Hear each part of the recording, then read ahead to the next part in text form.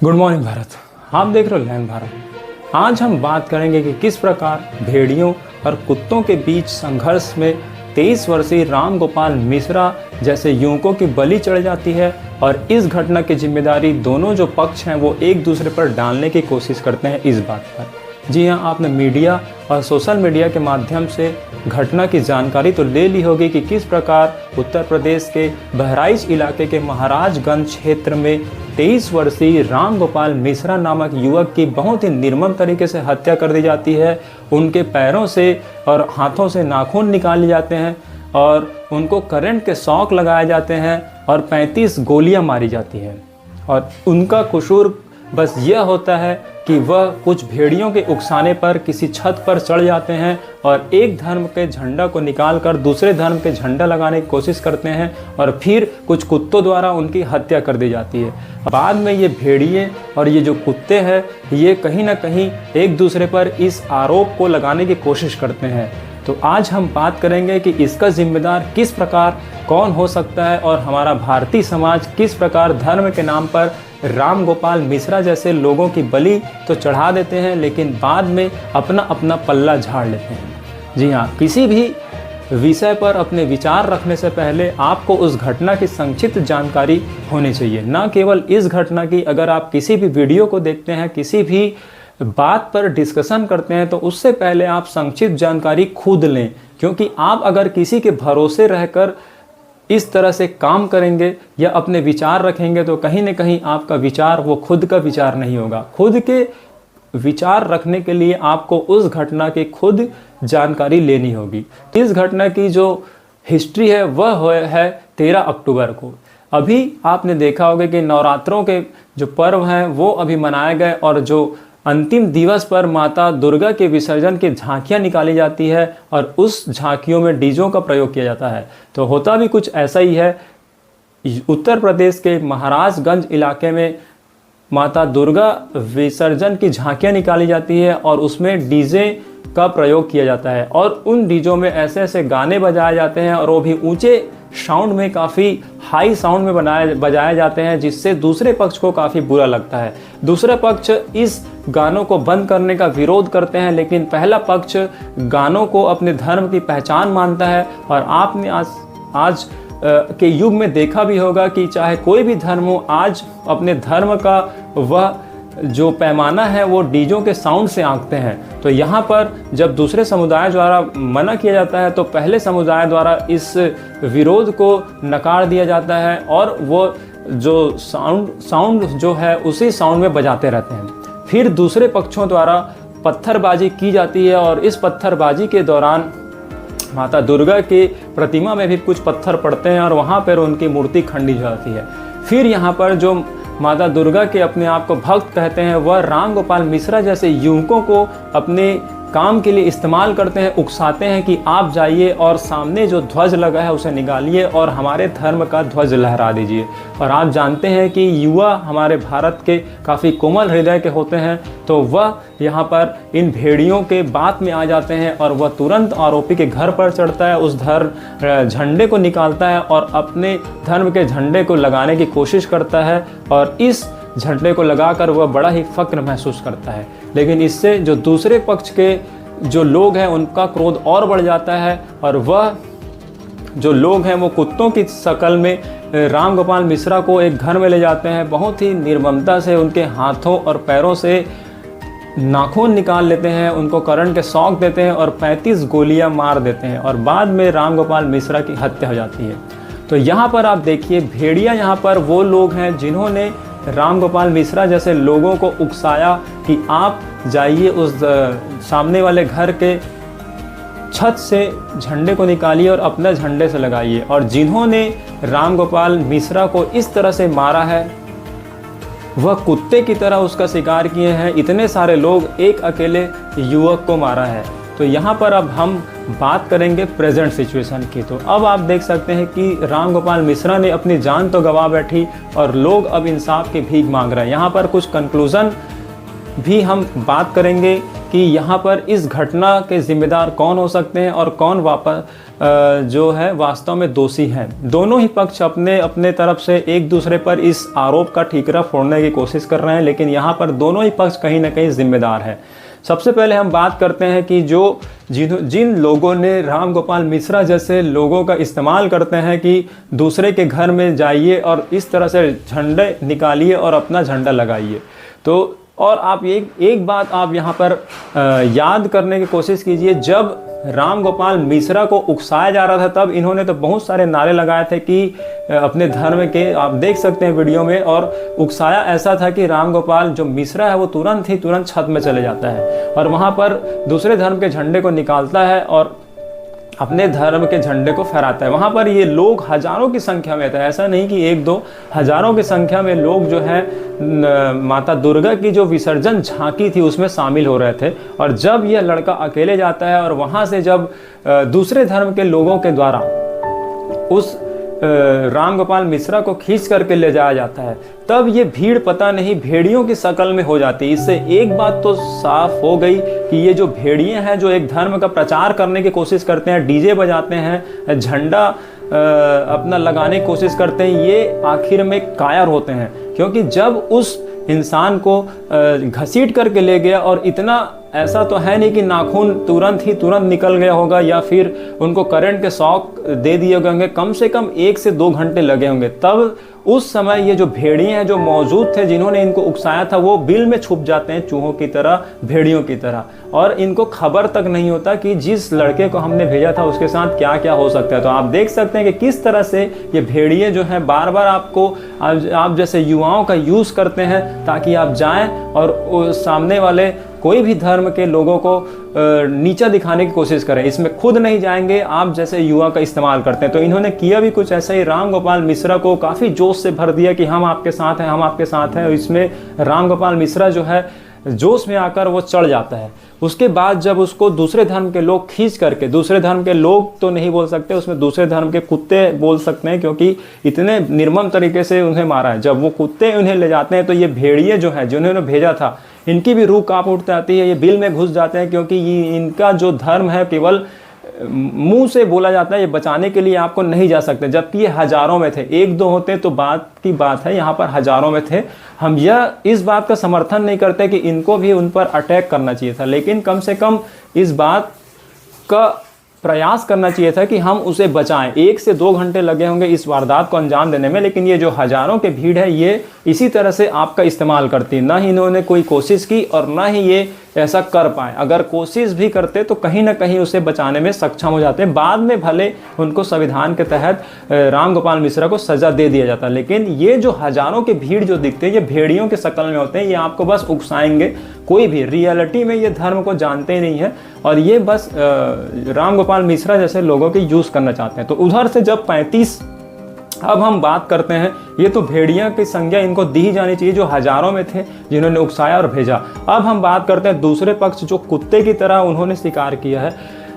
बहुत सारे लोगों ने एक 23 वर्षीय युवक जिसको इस धर्म का भी पता नहीं, उस धर्म का भी पता नहीं, वो तो इस भेड़ियों के बातों में आकर के वहाँ पर झंडा लगाने चले गया था।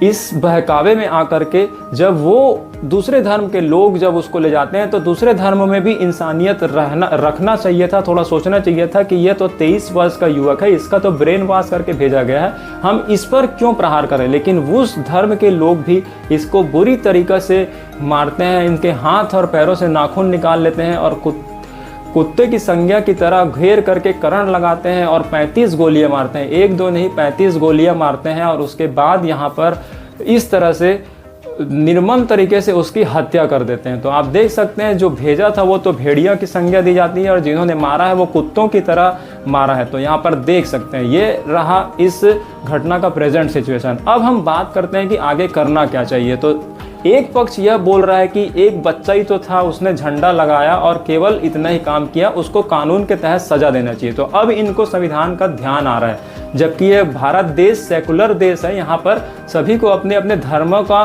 प्रचार करने का यहाँ पर अधिकार है। उस समय ये जो भेड़िया हैं जो माता का भक्त कहलाते हैं अपने आप को, वो भेज देते हैं। पहली गलती तो इनकी ये थी कि दूसरे धर्म के लोगों के झंडे को उतारने का अधिकार इनको नहीं होना चाहिए और उसमें भी इस ऐसे युवक को अकेले भेज देते हैं। दूसरी गलती इनकी यह रही कि जब वहाँ से देखा गया कि रामगोपाल मिश्रा को कुछ युवकों द्वारा खींच लिया गया, तो ये हजारों के जो भेड़िया थे वो कहाँ गए। उस समय ये न ही वहाँ पर कोई पुलिस आई, न कोई मीडिया आई, जब उनको 2 घंटे में मारा जा रहा था तब। तो यहाँ पर ये भेड़ियों की गलती तो यही रही कि ये संविधान कुछ पढ़ते नहीं, और जब घटना हो जाता है, जब उसको दर्दनाक तरीके से मार दिया जाता है, तब ये जो भेड़िया हैं ये संविधान की दुहाई दे रहे हैं कि उसने अगर गलती की तो संविधान के तहत पुलिस उसको सजा देती। तो यहाँ पर अब पुलिस को लाया जा रहा है, इन्वॉल्व किया जा रहा है। तो आप देख सकते हैं कि ये एक धर्म जो प्रचार करते हैं किस तरह से रामगोपाल मिश्रा का यूज करते हैं। अब हम बात करते हैं दूसरे पक्ष के। दूसरा पक्ष यह बोल रहा है कि उनको किसने इजाजत दे दिया कि किसी के घर के छत में चढ़ जाए। तो आपको इस धर्म में मान लो कि ये भेड़िया है, लेकिन दूसरे धर्म में भी कहीं ना कहीं इंसानियत मर चुकी है, क्योंकि दूसरे धर्म के लोगों को भी सोचना चाहिए था कि 23 वर्ष का एक युवक है, हो सकता है इसका ब्रेन वॉश किया गया और ये एक मोहरा है, इसको हम क्यों इस तरह से बर्बरता से मारे। तो दूसरे पक्ष भी यह कह रहा है कि संविधान तो आना चाहिए, लेकिन किसने इजाजत दे दिया उसको वहां पर चढ़ने का। तो एक झंडा के लिए देखिए, एक झंडे से रामगोपाल मिश्रा जैसे कितने लाखों युवा की बलि चढ़ाई जा रही है और ये आपको पता भी नहीं चल रहा है। एक झंडा लगाने के लिए इधर से एक पक्ष उनको भेजता है और उसी एक झंडे के लिए दूसरा पक्ष जो है उसको बहुत ही निर्ममता से मार देते हैं। तो यहाँ पर जो दूसरा पक्ष है वह यह भी बोल रहा है। लेकिन हाल ही में आपने देखा होगा कि अब इसमें भेड़ियों और कुत्तों का पक्ष तो आपको समझ आएगा, किस तरह से भेड़िया उकसाती है रामगोपाल मिश्रा जैसे युवक को, और कुत्तों की तरह जो कुत्ते हैं वो उनका शिकार कर लेते हैं। अब यहाँ पर रोटियां सेकने का काम होता है हमारी सरकारों का। जी हाँ, सरकार में यह होता है कि सरकार को यह कंट्रोल करना चाहिए कि इस तरह से दंगे आखिर हो क्यों रहे हैं। आप देखे होंगे उत्तर प्रदेश नहीं पूरे देश में कहीं ना कहीं इस तरह से दोनों धर्मों के पक्षों में अक्सर विवाद होता रहता है, लेकिन इसको कंट्रोल करने में सरकार नाकाम रही है। और आप देखते हैं जब यह घटना हो रही थी, जब जुलूस निकाला जा रहा था, तब वहां पर पुलिस वाले कुछ नहीं कर पाते हैं। लेकिन यह घटना जब हो जाती है, जब निर्ममता से हत्या कर दी जाती है, तब उसी सरकार द्वारा उसके एनकाउंटर का आदेश निकाला जाता है। यही काम अगर वह पुलिस पहले कर लेती तो इस तरह से दंगे होते ही नहीं। तो आप साफ साफ देख सकते हैं कि कौन इस दंगे को कराना चाहता है और कौन इस तरह के घटनाओं को बार बार सामने लेकर के आता है, और इस घटनाओं से और सिंपैथी से किसको फायदा होगा। तो आप देख सकते हैं वही पुलिस, उसी सरकार, उसी देश भारत में वही पुलिस नाकाम रहती है उस समय रामगोपाल मिश्रा को बचाने में, और बाद में जब यह मामला उठता है, हाईलाइट होता है, तो फिर वहीं की सरकार और वहीं की पुलिस एनकाउंटर करने के लिए उन्हीं आरोपियों को घर घर घुस के मारती है। तो आप देख सकते हैं इससे सिंपैथी किसको मिल सकता है। और एनकाउंटर का कहीं ना कहीं जो गलत इस्तेमाल करने का विपक्ष के द्वारा आरोप लगाया जाता है, उस पर भी कहीं ना कहीं सच्चाई नजर आती है कि किस तरह से एनकाउंटर का सिंपैथी के रूप में यूज किया जा रहा है, जब आप वही पुलिस थे घटना के समय उसको बचा नहीं पाते हैं और घटना होने के बाद घर घर घुस करके एनकाउंटर करते हैं। तो आप देख सकते हैं ये तो एक पक्ष की कहीं ना कहीं मिसमैच दिख रहा है और इसका फायदा दिख रहा है। अब जब एनकाउंटर होता है, वैसे तो इस घटना में दोनों पक्ष जिम्मेदार है, लेकिन यहाँ पर जितनी निर्ममता से हत्या की गई है 23 वर्ष के युवक की, उसमें दूसरे पक्ष को भी बोलना चाहिए था, विपक्ष को, लेकिन विपक्ष उस समय शांत रहता है। लेकिन जैसे ही इस सरकार के द्वारा एनकाउंटर किया जाता है, तब दूसरे पक्ष फिर एक्टिव हो जाते हैं और इस एनकाउंटर का विरोध करने लगते हैं। उसी जज्बे के साथ उस घटना का विरोध नहीं करते, उन लोगों का विरोध नहीं करते जिन्होंने निर्ममता से रामगोपाल मिश्रा की हत्या की है। वह यह कहते हैं बार बार कि किसने रामगोपाल मिश्रा को यह पावर दिया कि वो दूसरे के छत में जा सके, इसी बात को स्वीकार करते हैं। लेकिन कहीं ना कहीं आप देख सकते हैं इस्तेमाल वह भी कर रहे हैं, और उसके साथ जब एनकाउंटर होता है तो फिर वो एनकाउंटर की इतने जोर शोर से निंदा करते हैं जो दूसरे विपक्ष के शीर्ष नेता हैं। आप देख सकते हैं वीडियो में बड़े से बड़े नेता जो है एनकाउंटर पर प्रश्न उठा रहे हैं और फिर उसके बाद मौजूदा सरकार पर प्रश्न उठाते हैं। लेकिन जो मेन युवा है, जो रामगोपाल मिश्रा जैसे युवा की हत्या जाती, इसके लिए न पक्ष बोलने के तैयार है और न विपक्ष बोलने के तैयार है। न पक्ष समय पर उसको इंसाफ दिला पाता है, इस घटना का पक्ष जो है वहां पर फायदा लेता है और उसके बाद एनकाउंटर कराता है। वही जो कंट्रोल है वो घटना के समय करा देते तो कहीं ना कहीं राम गोपाल मिश्रा की जान बच सकती थी, लेकिन ऐसा नहीं है। उसकी जान जाने के बाद ये एक्टिव होते हैं। और उसके बाद विपक्ष भी देखिए कि अपनी रोटी कैसे सेकता है जब यह घटना हो जाती है, जब तो इस राम गोपाल मिश्रा के पक्ष में कोई भी विपक्ष की तरफ से यह सीधा सीधा बोलता हुआ नजर नहीं आता है कि यह घटना गलत है और जिन्होंने इसकी हत्या की है उनको फांसी की सजा मिलनी चाहिए, इस तरह से घेर करके मारा है, ऐसा नहीं बोलते हैं। वह यह बोलते हैं कि राम गोपाल मिश्रा को किसने इजाजत दे दिया, बार बार एक ही बात रटते हैं। और जैसे ही एनकाउंटर होता है तो एनकाउंटर का लेकर के वो सरकार पर प्रश्न चिन्ह उठाने की कोशिश करते हैं। और इन पक्ष और विपक्ष के राजनीति और एक धर्म और दूसरे धर्म के बीच में संघर्षों में राम गोपाल मिश्रा जैसे लोगों की यहाँ पर बलि चढ़ा दी जाती है। हम उम्मीद करते हैं कि आपको पक्ष और विपक्ष के जो षड्यंत्र है वो कहीं ना कहीं समझ आ रहा होगा, और इससे राम गोपाल मिश्रा जैसे आम आदमी जो कभी कभी रोज अपने लिए हार्डवर्क करता है, अपने लिए जीविकोपार्जन कमाने की कोशिश करता है और कुछ समय के लिए ऐसे त्योहारों में शामिल होता है और उस त्यौहार का गलत इस्तेमाल करते हुए दोनों पक्षों द्वारा ऐसे युवकों का माइंड वॉश किया जाता है, इस्तेमाल किया जाता है अपने अपने फायदे के लिए। तो विपक्ष भी यहाँ पर देख सकते हैं कि एनकाउंटर की बुराई करता है, लेकिन कोई भी न पक्ष न विपक्ष कोई भी राम गोपाल मिश्रा जैसे युवक के साथ ऐसा क्यों हुआ इस पर डिबेट नहीं करता है। तो इसमें जनता को आगे आना होगा और देखना होगा कि इसमें पक्ष और विपक्ष भी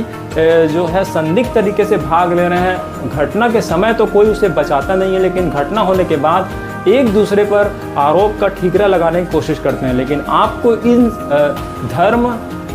धर्मों के जंजाल से निकलना होगा, क्योंकि हम हिंदुस्तान में रहते हैं और यहाँ पर किसी भी धर्म के युवा का इस तरह से हत्या नहीं की जानी चाहिए। और कोई भी युवा को इस तरह से कोई भड़काए यह भी कंट्रोल करना चाहिए, क्योंकि यह जो है विवाद गुस्से से ही उपजा है और गुस्सा ही बहुत बड़ा कारण है। एक पक्ष ने उसे उकसाते हैं और झंडा लगाने के लिए भेजते हैं और दूसरा पक्ष उस युवा को मार देता है, फिर दोनों पक्ष एक दूसरे पर आरोप लगाते हैं। और यह पहली घटना नहीं है, ऐसे हिंदुस्तान में बहुत सारी घटनाएं होते रहती हैं और इसका शिकार राम गोपाल मिश्रा जैसे युवा बनते रहते हैं। और धिक्कार की बात यह है कि सरकार जो जानते हैं, जो बड़े पोस्ट में बैठे हैं, वो भी इस घटना को अपने फेवर में लाने की कोशिश करते हैं, क्योंकि आप जानते हैं आने वाले समय में उत्तर प्रदेश में चुनाव है और विपक्ष भी खामोश रहता है, क्योंकि वो भी वोटरों के डर से इंसाफ के लिए कोशिश नहीं करता है। तो इन घटनाओं से सजग रहिए। और यहाँ पर दोनों पक्षों की यहाँ गलती है।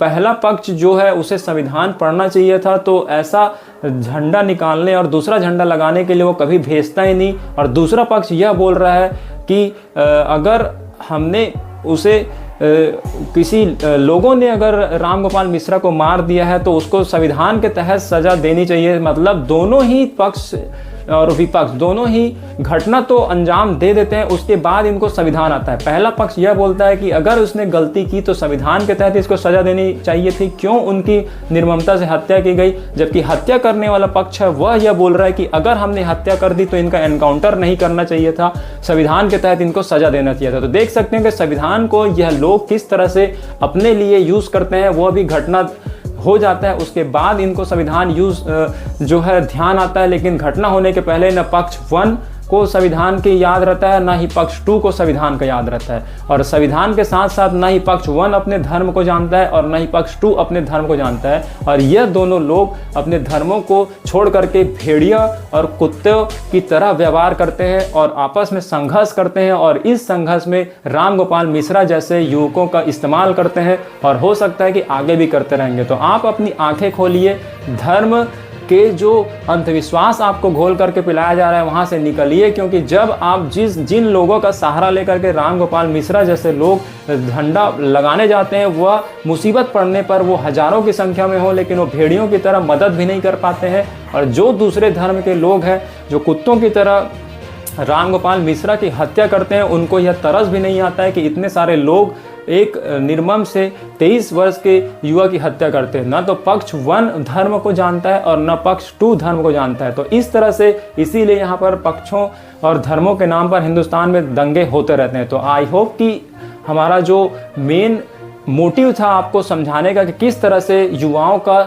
माइंड वॉश किया जाता है और अपने अपने स्वार्थ के लिए इनका यूज़ किया जाता है, इनकी हत्या तक कर दी जाती है और इस हत्या का फिर अपने अपने तरीके से इस्तेमाल किया जाता है। कहीं ना कहीं हम सबको मिल करके इस बात को समझना होगा और आपस में मिलजुल करके रहना होगा और इस तरह से राजनीति और धर्म के अंधविश्वासों से बचना होगा और हमारे देश के युवाओं को बचाना होगा। और मिलजुल कर जब हम साथ रहेंगे तभी इस तरह से राजनीति से हम दूर रह पाएंगे और हिंदुस्तान को एक अच्छा हिंदुस्तान बना पाएंगे। तो इस तरह से वीडियो अगर अच्छी लगी होगी तो वीडियो को लाइक ज़रूर करें और चौकन्ना रहें और राम गोपाल मिश्रा जैसे युवाओं को बताते रहें कि इन धर्मों के उलझनों से आप न पड़ें और अपने कैरियर और अपने लाइफ पर ध्यान दें। Thank you.